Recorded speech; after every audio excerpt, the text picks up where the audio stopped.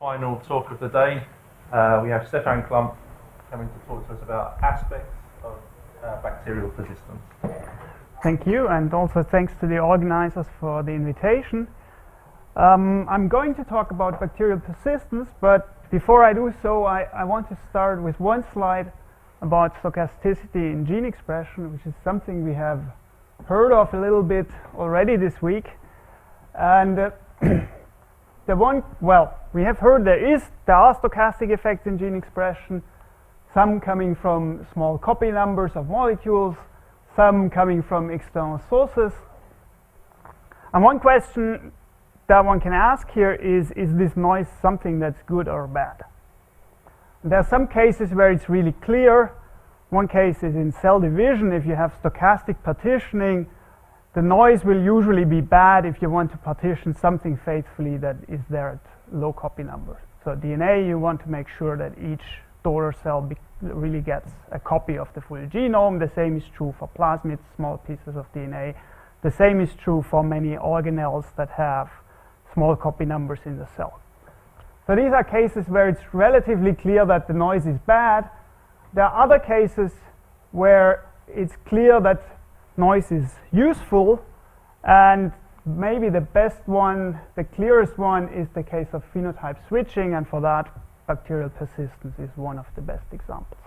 So this is what I'm going to talk about, and then of course there are many cases where it's unclear whether the noise is useful for something, whether this evolution has designed the level or has adjusted the level of noise to some useful level or not, or whether this is just a side effect, something that's unavoidable.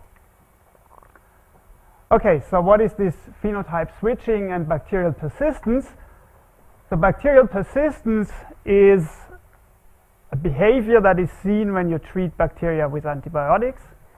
So what is usually seen is that a large fraction of the population dies out very quickly, but then after some time the cells die more slowly and you're left with some bacteria that do not die, or at least die only very slowly.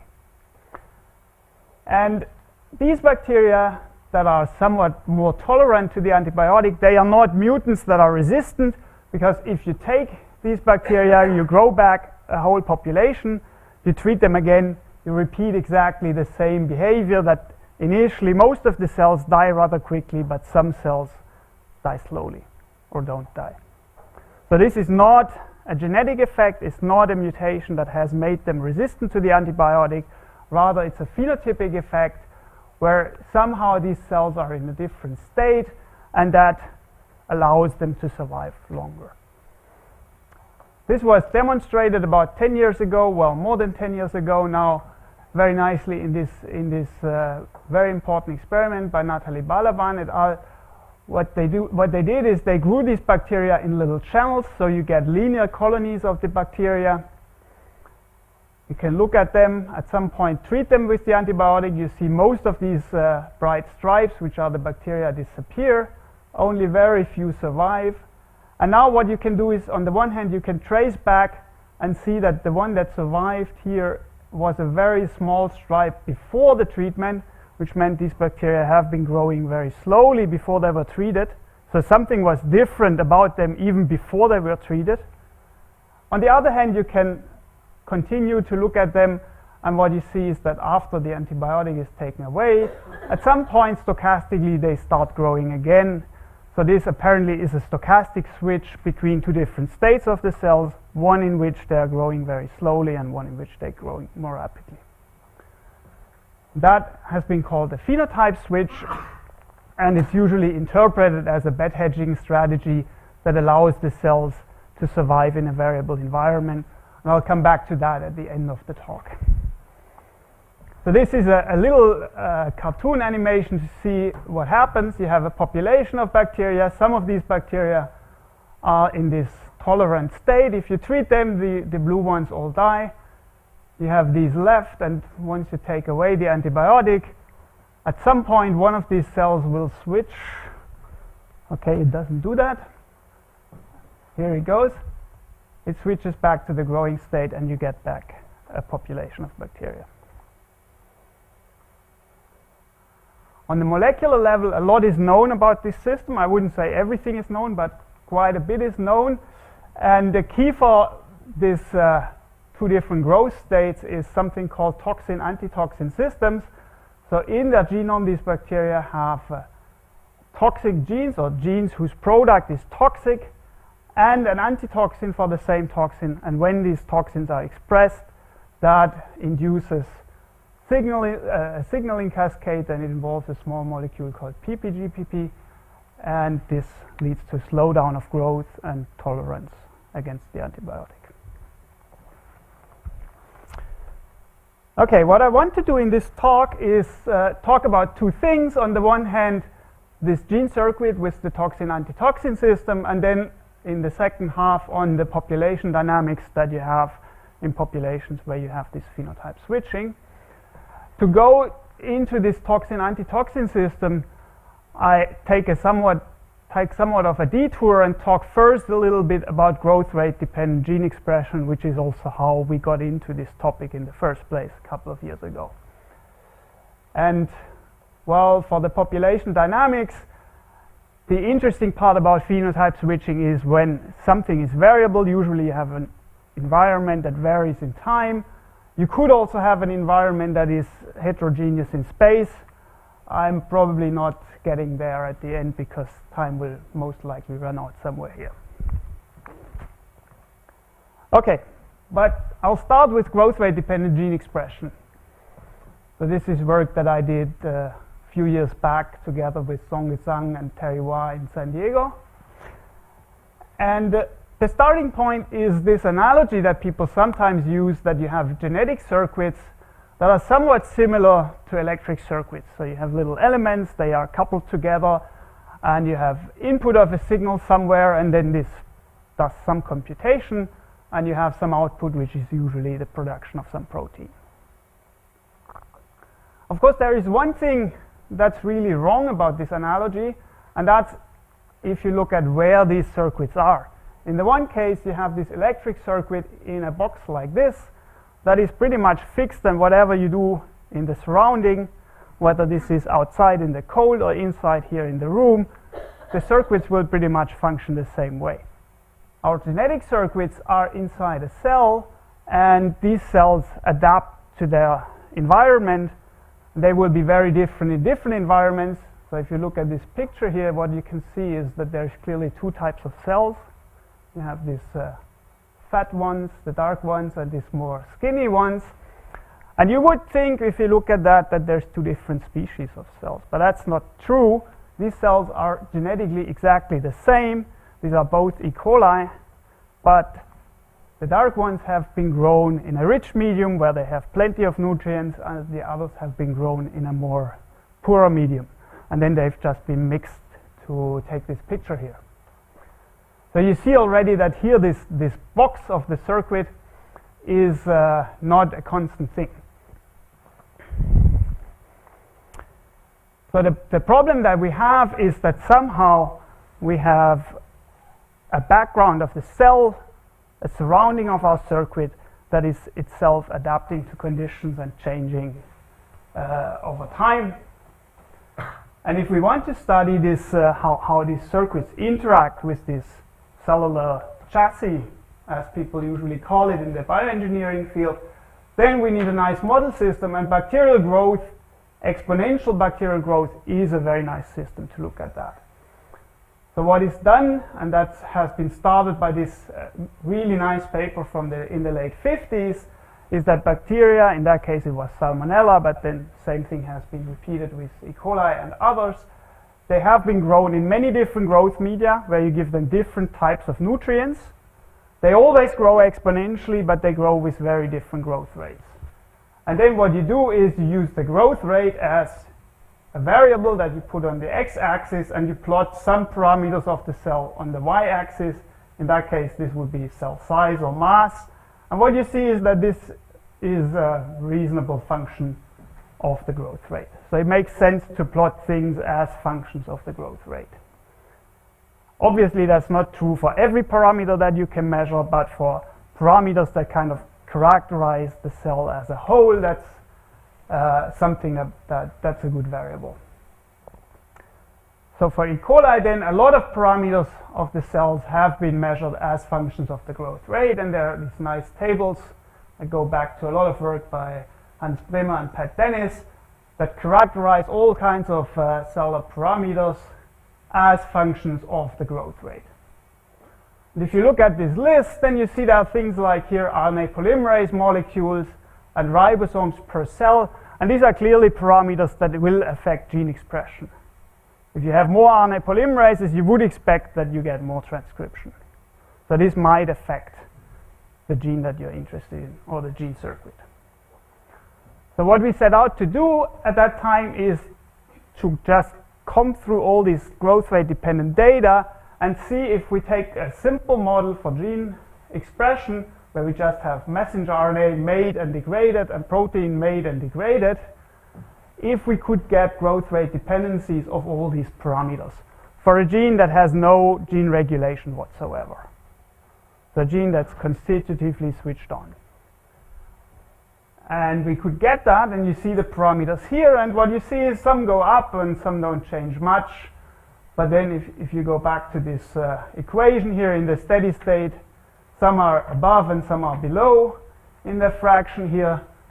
So what you see is, well, there is really not one thing that's dominant. So you have to put all these things together. These will make the protein concentration go up. These will make it go down. If we put it together, what we get overall is a decrease. And these red points here, that's what you get from combining this data on the last slide. And all the other colors are different genes, different systems where people have looked at protein concentrations as a function of the growth rate. And you see that the trend fits quite well. Okay, all of this is for a gene that has no regulation whatsoever. And I'm not saying that you should think of the growth rate as something that directly regulates that gene. The growth rate basically is one parameter that characterizes the state of the whole cell. There may be other parameters, but this is certainly under these conditions the most important one. So when I now introduce regulation, so in that case we have a repressor that represses our gene of interest. I use growth as something like a pseudo-regulator.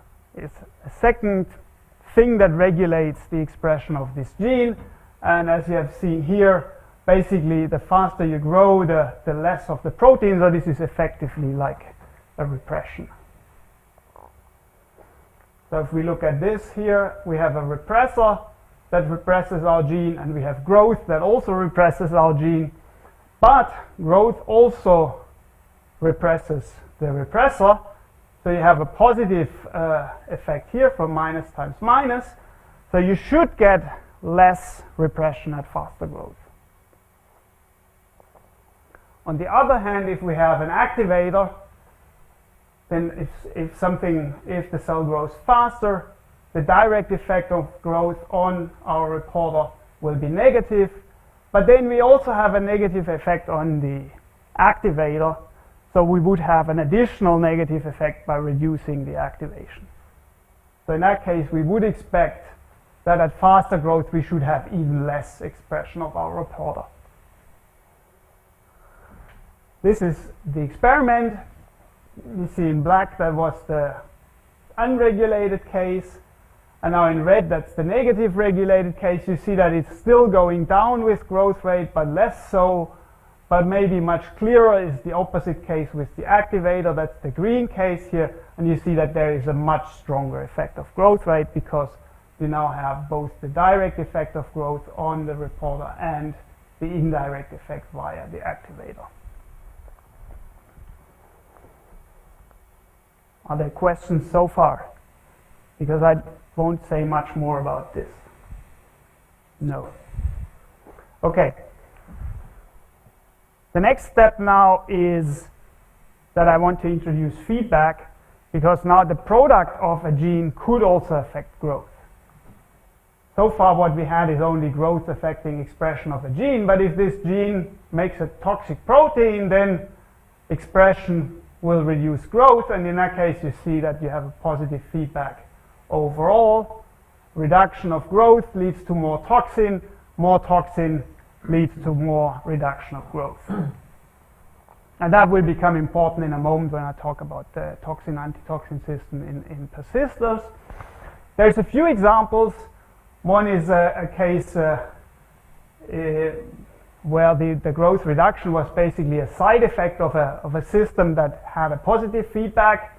So there was a positive feedback in the transcription itself. This was a T7 polymerase transcribing its own gene. So you had a positive feedback already at the transcription level. But in addition, for some reason, this system was toxic to the cell. So you got an additional positive feedback through growth. And that was like increasing the cooperativity of this regulatory feedback. Another example has to do with antibiotic resistance. In that case, a resistance gene reduces the amount of antibiotic, but antibiotic also reduces growth, so you have a positive effect here, but in that case, growth actually tended to increase the expression of that resistance gene. So again, you get overall a positive feedback.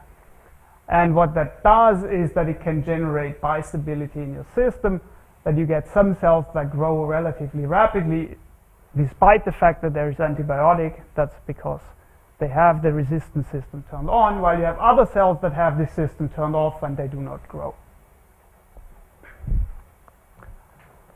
Okay, now back to the toxin-antitoxin systems. So the idea that we use to now make a model for these toxin-antitoxin systems is essentially that if we express a toxin, that will slow down growth, but slowing down growth will increase the expression of this toxin.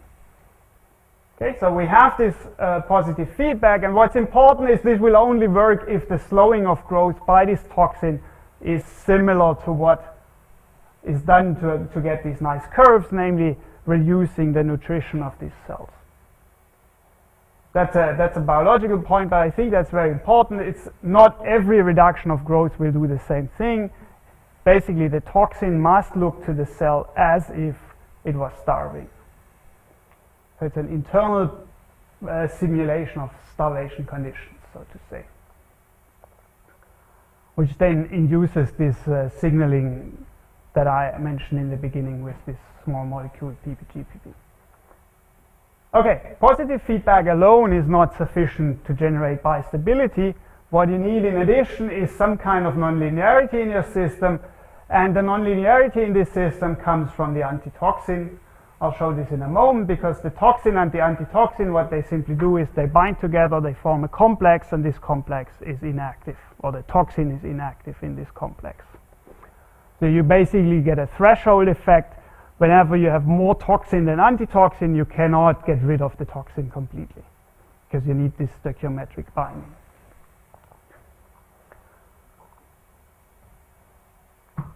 Okay, the other thing that is known about this toxin-antitoxin system is that there is usually a difference in the stability of these proteins.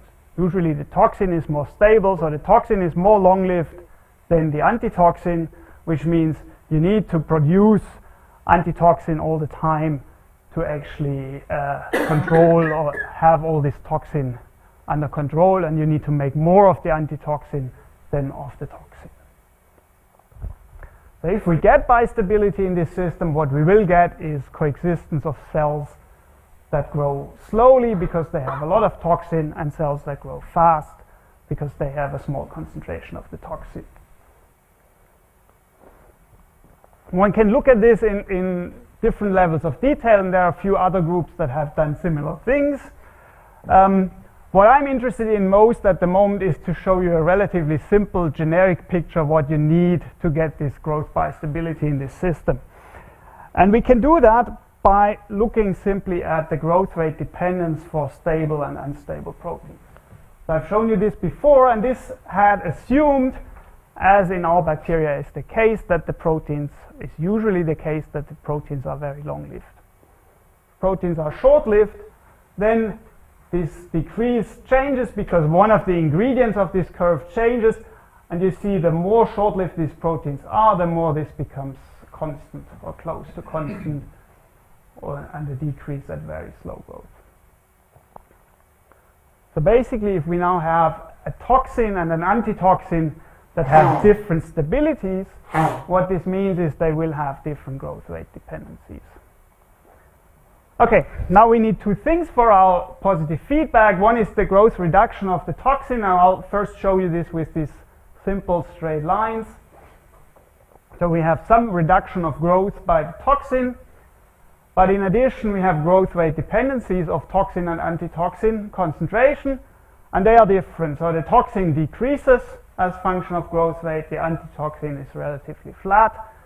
If you now take stoichiometric binding, basically every toxin that doesn't find an antitoxin is free and can be active to inhibit cell growth.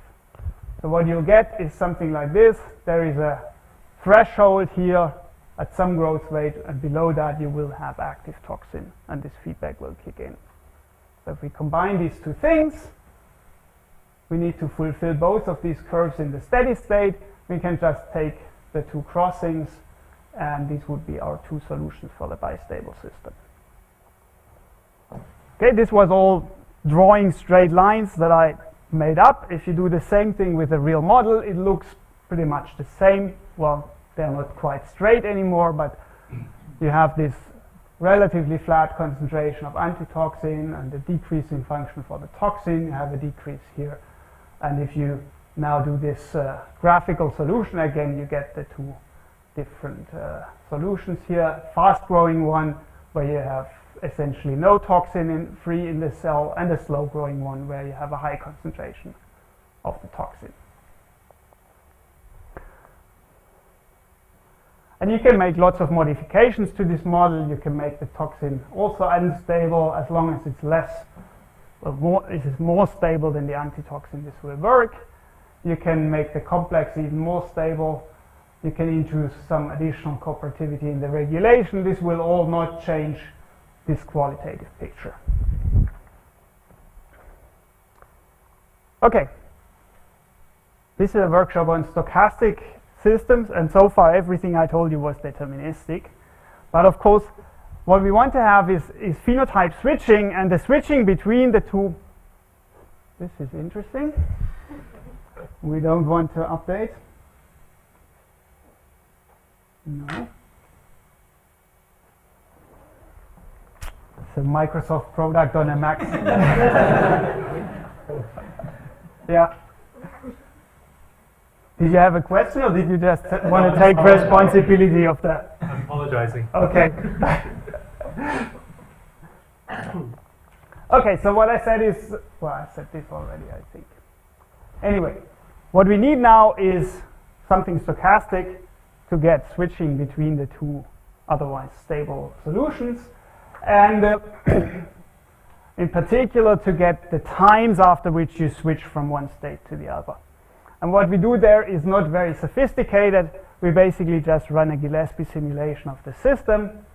I think the reason for not doing something more sophisticated is that in the end we don't know how to generalize these growth rate dependencies to a stochastic system anyway. So there will be, everything we know about growth rate dependence is about averages. We don't know what growth rate does to the fluctuations. But if we assume this is not a problem, we just run a Gillespie simulation, we get switching times. You see this is the case. It's extremely stable in that case. So we simulate this system for a long time, and after this time suddenly the toxin concentration comes up, and we switch to this persistent state. And from this switching rate that we get from the simulation, what we can get is the fraction of these persistor cells in the population. And this fraction is basically given by this switching rate, so the inverse of this time divided by the growth rate of the growing cells. And it turns out the results that we get here depend very much on what we put in. They are very sensitive to details of the model. But one thing that is things like how stable are the proteins, what is the concentration of the proteins, what is the different parameter values here. But what is very robust is the trend that the faster the cells grow in the beginning, the longer it takes to switch. So this will be this, and the the smaller this persistor level gets. So in a really fast-growing population, you should have very few persisters. You should have that for two reasons. One reason is because the growing cells will just outgrow the persisters very quickly. That's the trivial reason. And the less trivial reason is that the rate at which persisters are generated is also reduced very strongly. And you can think of this again in this linear plot, where you say, well, what we need for a fluctuation to kick in this generation of persisters is to have the toxin concentration become larger than the antitoxin concentration, and you see that the faster you grow, the bigger this difference that you have to overcome.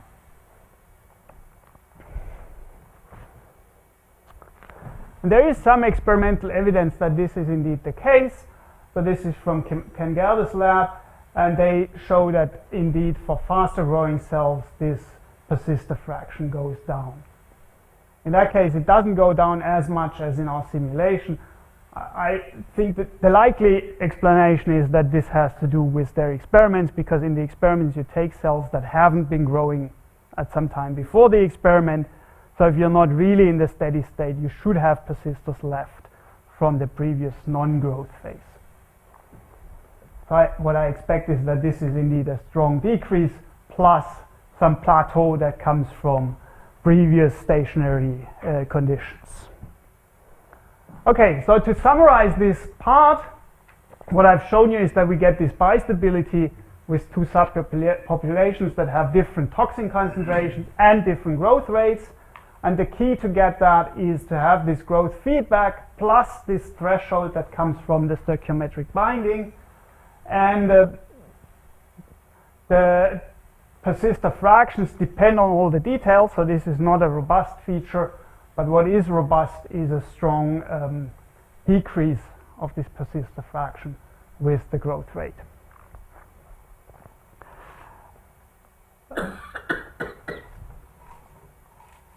And there are some conditions here. Well, the important condition is that what the toxin does to the cell is somehow similar to a starvation. So it has to simulate to the cell that it's in poor nutrient conditions. If it reduces growth by any other mechanism, then this wouldn't work. Or you would need additional things to compensate for that. And indeed, the signaling molecule that's induced by this system, this PPGPP that I've mentioned before, is actually the same signal that is induced in a starvation response. So this seems to be consistent here. Okay, now I want to switch from looking at the molecular details to looking at the populations. This is mostly work done by my student Pintu Patra, who has graduated and has now moved on. He's now a postdoc at Rice University. And what we look at here is a model that's essentially already in the paper by Nathalie Balaban. But what we added is this, instead of simple exponential growth, we made it logistic. So we have growth plus switching between the two phenotypes.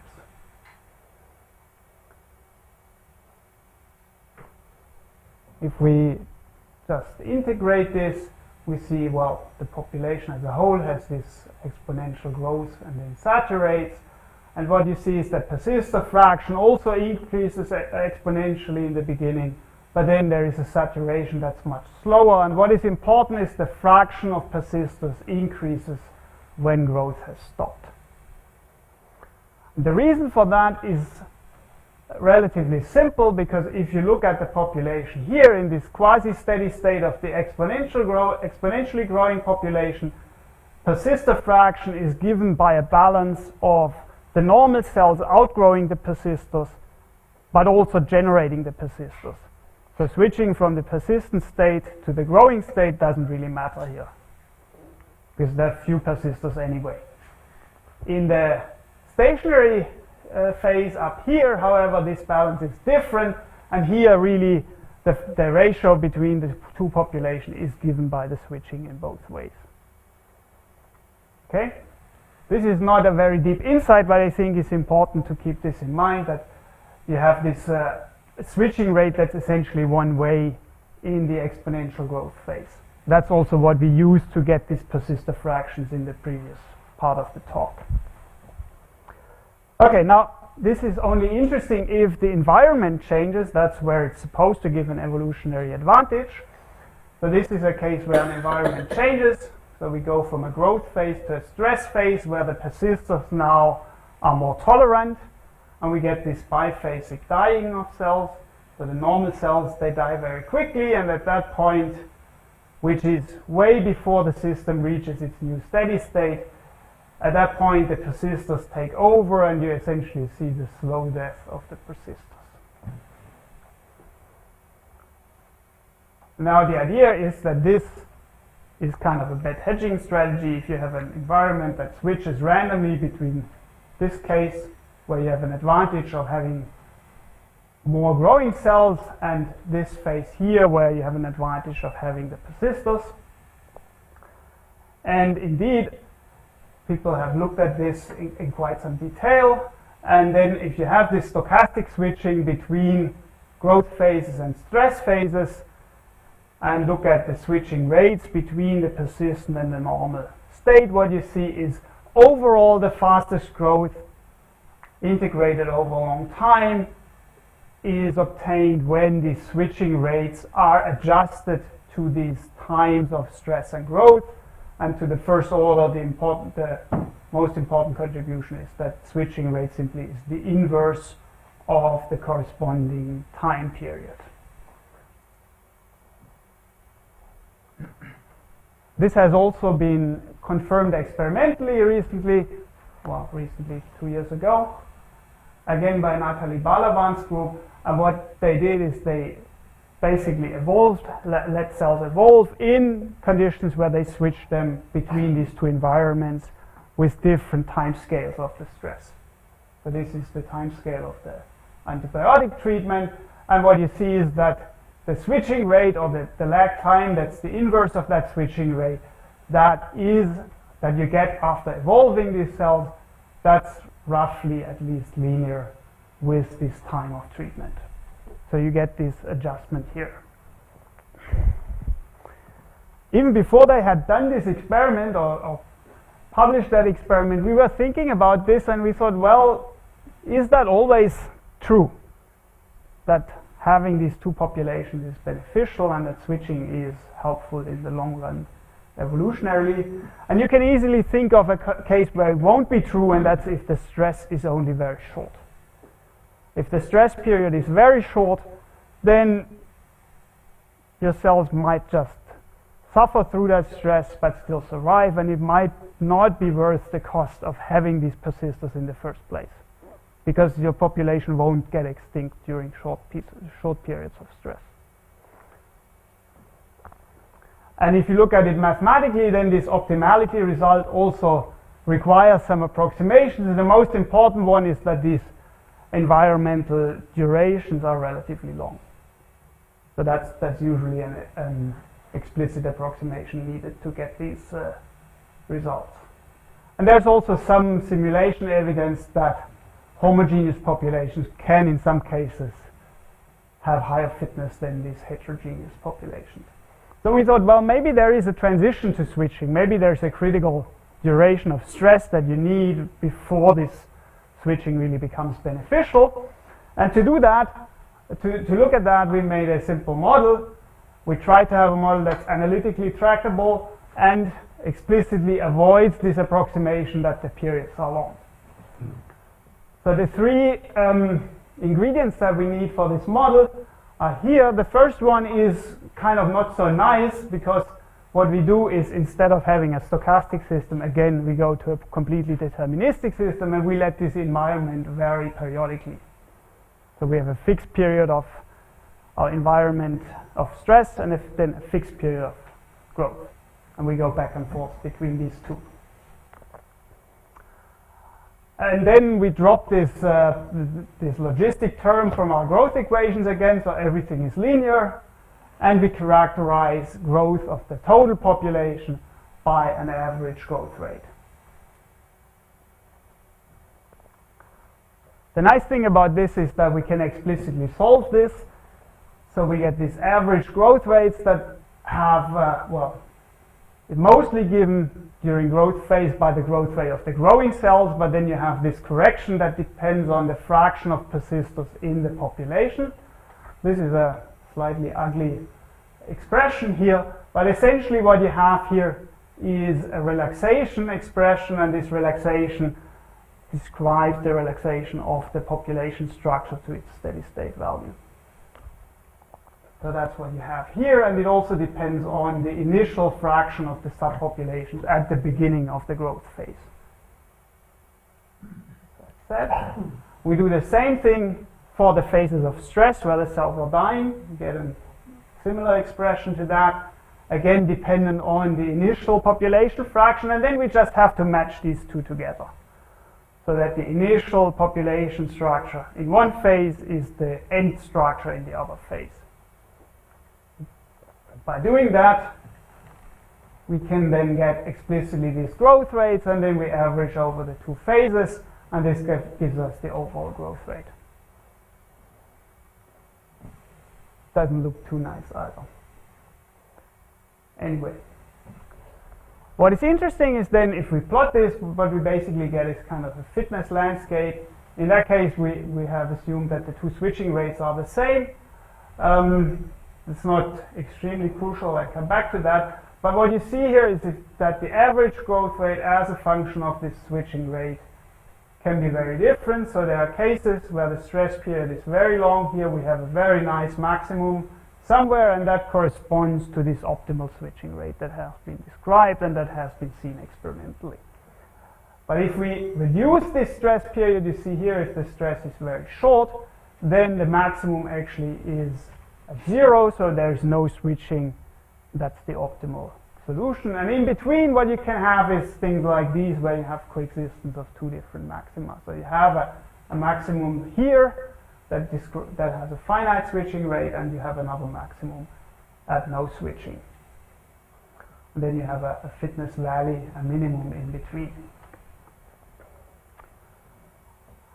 And you can also use this to estimate the threshold that you need, the threshold duration of the stress for switching to be beneficial. And that's related to this relaxation rate. So this delta is the difference of the growth rates of the two subpopulations to first approximation. And this is the time scale on which the population structure relaxes to a steady state. So this is what basically determines this threshold. So whenever the population has enough time for relaxing to its steady state structure, then switching becomes beneficial. If you look at the bifurcation, it's a bit of an awkward bifurcation, I think, because what you have here is a maximum that is this boundary maximum, because our switching rates cannot become negative, and this is the global maximum for quite some time here, and then you have this saddle node bifurcation here with another maximum and a minimum. But if you go here, this maximum actually stays a maximum for arbitrary stress durations. It's just that it becomes very flat, and this one is much higher.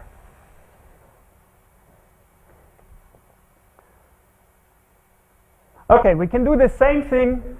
So far I have assumed that these two switching rates A and B are the same. If instead I assume that they have a constant ratio, they are not the same but they're coupled, then I get basically the same results. But if I vary them independently, then it's a bit different. Then we get this continuous, so here we have a jump from no switching to switching. Here we get a continuous dependence. So we have no switching up to a threshold, and then the switching rate increases continuously from 0. Why does that matter? Well, it makes a difference because in that case, what you will get is hysteresis, while here you will not. If you change the stress duration over time. So we looked at that with stochastic simulations again, and so this is a long simulation. It's actually partly stochastic because the population dynamics is simulated deterministically, but then what is stochastically is, on the one hand, we have mutations that generate different switching rates. And also we have these dilutions, so this is what also the experimentalists would do to keep the population from increasing indefinitely. So you would keep them in this exponential growth phase by once in a while reducing the overall number, diluting the population. And in this dilution we also keep cells stochastically. So this is what gives them a chance to go extinct. What you see in this example is these cycles of growth, stress, dilution, growth, stress, dilution. And at some point you see a mutation, in that case with a slightly higher switching rate. And you see that over time this mutation takes over, and at the end you have only the blue cells and very few of the red ones here. And if we take this simulation and now vary the duration of the stress, then what you see is that indeed in this case where we have the two switching rates coupled, we can get a hysteresis. So increasing the stress duration, they stay non-switching for quite some time and then suddenly go up, while decreasing they will be switching and only at much shorter stress period go back to the non-switching state. The question is, what do they do in the real system? Will these two rates be coupled or not? And for that we have to go back to this network. And if you look at that for a while, then you see that both scenarios could be correct. They would be coupled, for example, if you evolve this promoter or if you evolve the overall noise in this system, because that would affect both genes, because both genes are subject to the same regulation and the same transcription process. But then you could also evolve them independently by changing, for example, the ribosome binding sites of these genes, because these are independent for each gene. Okay, maybe just as an outlook, everything I've told you so far was an environment that changes over time. So you have periods of stress and periods of growth. You could also imagine that this can be mapped into space. So you have an infection in your body and the cells can live in one place, but they live very poorly in another part of your body, but they have to cross this to infect another organ where they could live again. And then you could think, well, maybe having persisters and move those through the body might help you for spreading. So you have kind of a first a barrier crossing problem here.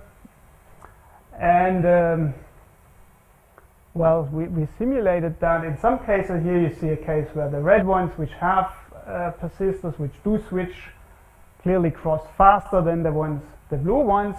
But in general, this is a very complicated thing, because if cells migrate very quickly, then persisters that migrate out of your space where they can live, that migrate out of this compartment, they will typically replaced by non-persisters, because they just grow faster, so the chance to be replaced by a fast-growing cell is much higher. So in some sense, the advantage is a disadvantage at the same time, and then it depends on the balance of these different rates, and I won't go into the details of that. Okay, so in conclusion, what I've told you is that persistence is this heterogeneity in the population that functions as a strategy to survive better through stressful times or to optimize long-term growth. That's what's basically done in the models. Mostly bad times, maybe also moving through bad places in space. And what I've shown you in the second part is that this is beneficial only above a certain threshold. You need to have enough stress that this effort of having the persisters is actually worth having. And on a molecular level, it's based on this, we believe, growth by stability that is based on a combination of growth feedback and this threshold in the regulation that comes from the toxin-antitoxin interaction. Okay, this is my group. Actually, the people involved in the work are not in the picture. There's mostly Pintu, who is left now, and the initial part was done together with Terry Wan some time ago. Thank you very much.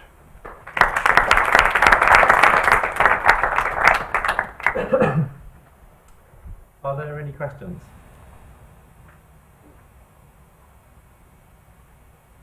everybody's tired. I had a question. At the beginning, you showed how the heterogeneity in the population arises from a positive feedback kind of mechanism. Yeah. I didn't quite. Maybe you did show it, but I didn't quite see it. Had that been proven experimentally or validated without doubt experimentally, or was that a modelling assumption? Because earlier we heard that you could have a purely stochastic effect that gave rise to heterogeneity, for example.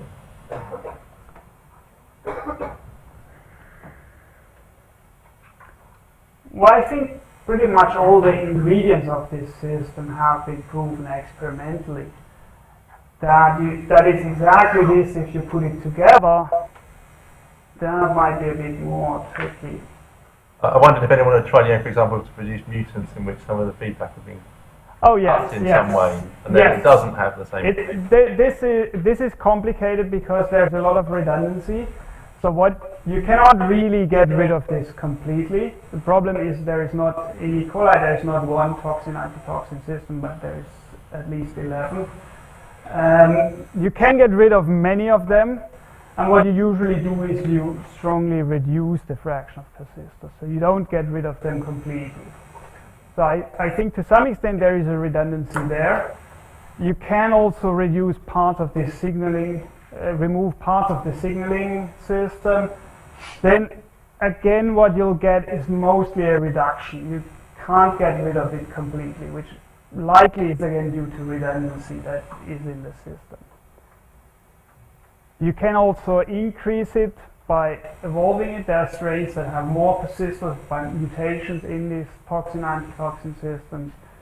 So yes, in that sense, yes. If you want to have the smoking gun where you say this is the component, I take it out and it doesn't work anymore completely, that doesn't work in this system. But it's more or less established that it's a positive feedback mechanism. I think so, yes. Anyone else have any other questions? I think people would probably disagree whether this growth reduction is the essential part of the positive feedback. Other people would say, well, there must be additional regulation that does that. But again, these are two things that you cannot easily disentangle. And I think all the ingredients, in particular the PP-GPP dependence, strongly suggest that this growth effect is crucial. Okay, well, shall we thank our speaker?